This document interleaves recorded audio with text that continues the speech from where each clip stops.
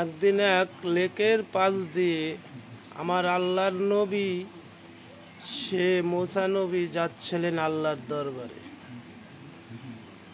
আল্লাহর দরবারে যাওয়ার সময় হাঁস বলতেছে, হে আমার আল্লাহর নবী, আপনি কোথায় যান? মুসা বলছে, আমি আল্লাহর দরবারে যাচ্ছি। হাঁস বলছে, আল্লাহর কাছে শুনে আসেন, এই পৃথিবীতে আল্লাহ বৃষ্টি দিবে কবে? এখন মুসা নবী এই কথা শুনে যখন আল্লাহর দরবারে চলে গেলেন, চলে যাওয়ার পরে আসার সময় আল্লাহ পাকের কাছে জিজ্ঞাসা করলেন, আল্লাহ পাক, এই পৃথিবীতে আপনি বৃষ্টি দিবেন কবে? আল্লাহ পাক জবাব দিলেন, 1000 বছর পরে হলেও হতে পারে। তবে মুসা নবী আবার ফেরত আসার সময় ওই লেকের পাশ দিয়ে আসছিলেন। আসার সময় হাঁস আবার দেখতে পেলেন মুসা নবী যাচ্ছেন। মুসা নবী জিজ্ঞাসা করলেন, হে নবী, আমার আল্লাহ পাক কি বললেন? আল্লাহ পাক মুসা নবী বলছে, আল্লাহ পাক বললেন 1000 বছর পরেও হলেও হতে পারে। হাঁস তখনই সঙ্গে সঙ্গে উত্তর দিল, সুবহান আল্লাহ।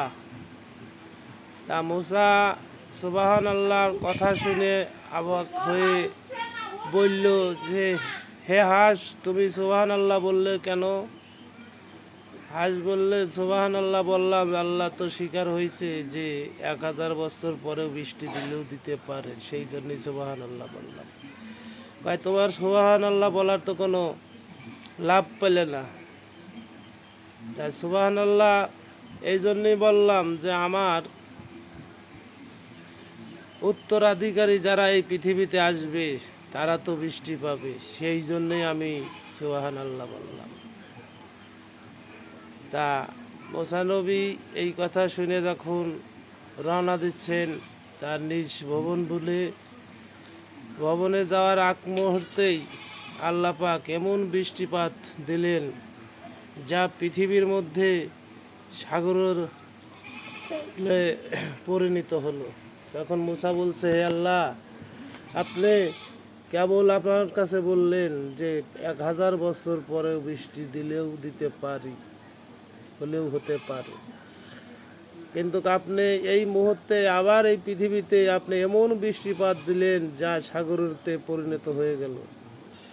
মুসা, আমি তো বলছি, আমি যা করি তোমরা তা বুঝবা না, আর তোমরা যা করো আমি সবই বুঝি। তা বৃষ্টি তো তোমার জন্য দিলাম না, বৃষ্টি তো অন্য কারোর জন্য দিলাম না, বৃষ্টি দিলাম ওই হাঁসের জন্যে। কিসের জন্যে?